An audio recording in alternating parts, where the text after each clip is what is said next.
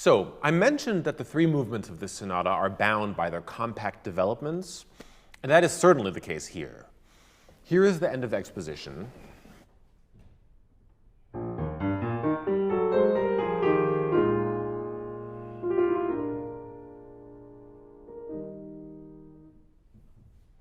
And here, then, is the development.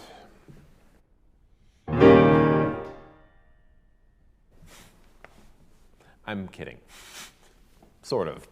You probably wouldn't call this movement a sonata form, and therefore that note is not a development.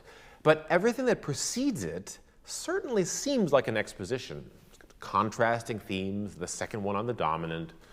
And what comes after that note behaves just like a recapitulation. The second theme gets restored to the tonic, where the music then remains.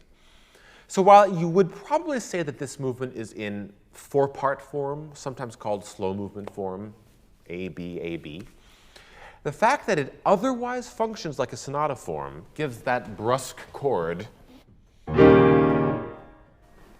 a humorous edge.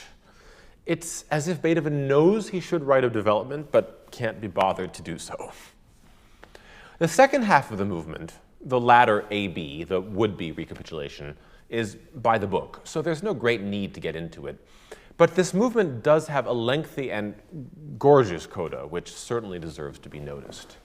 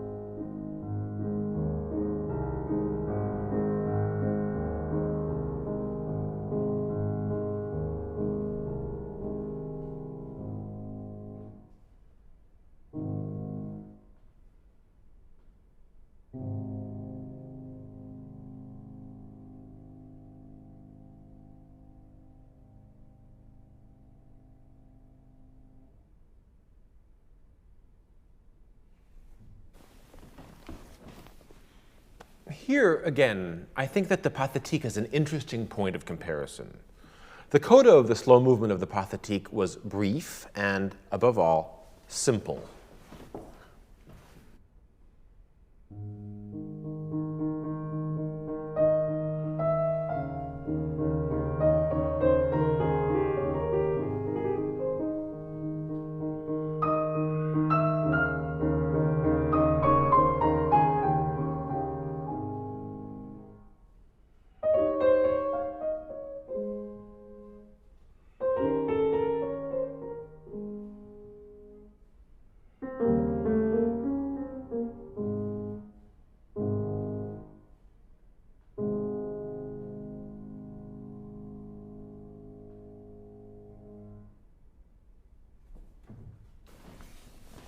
It's very beautiful, but it does nothing to alter the basic meaning of the movement, which was appropriate given that the movement has already been enriched by two contrasting episodes.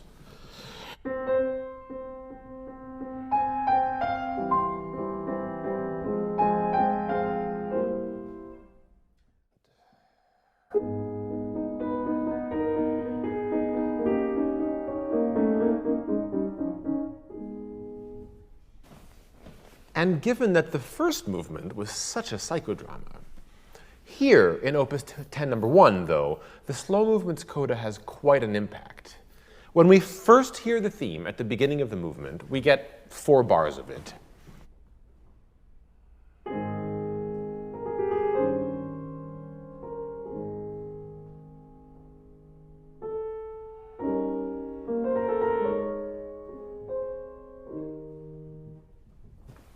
before Beethoven moves on to other business.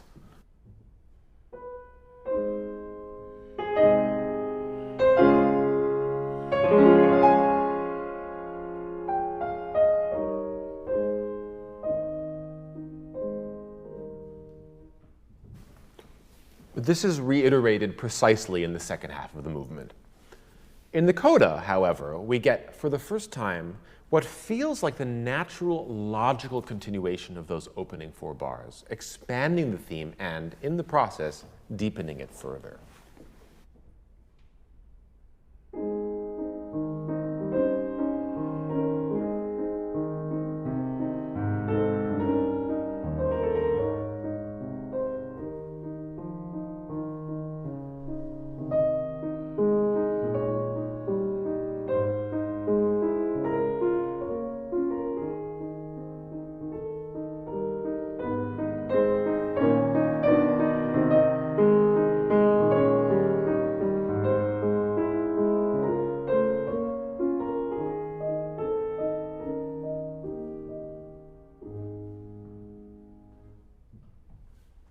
Those 4 bars become 12.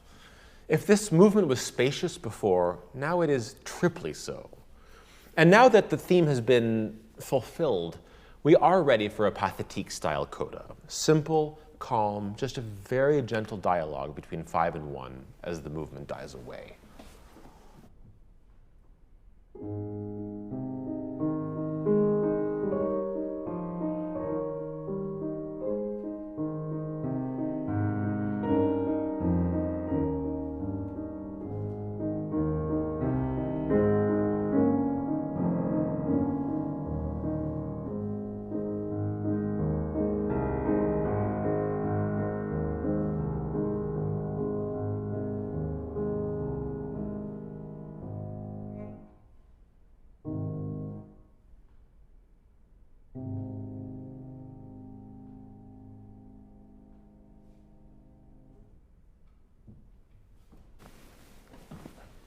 I don't know that I would say that this is one of Beethoven's greatest slow movements. There's so much competition.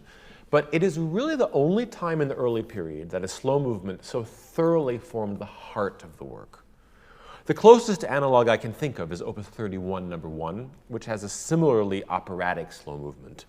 But its outer movements are more substantial than Opus 10, number 1's, and at any rate, it's a much more comic piece than this. I'll come back to the word oasis. It is an island of civility in an uncivil world.